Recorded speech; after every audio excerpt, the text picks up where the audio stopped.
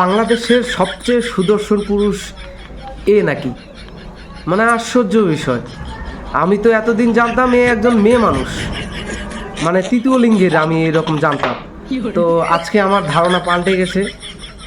দেখলাম যে এ সুদর্শন পুরুষের অ্যাওয়ার্ড পাইছে।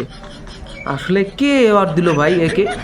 হ্যাঁ, মানে যারা মানে সুদর্শন পুরুষে অ্যাওয়ার্ড দিছে তারা কি মেয়াদ উত্তীর্ণ গাঁজা খেয়ে অ্যাওয়ার্ড দিছে?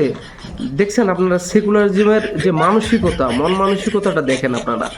একটাবার চিন্তা করেন যে এ নাকি আবার সুদর্শন পুরুষ বাংলাদেশের। এ যদি সুদর্শন পুরুষ হয় তাহলে বাংলাদেশের ভিতরে সবচেয়ে কুৎসিতপূর্ণ ব্যক্তি এবং কে?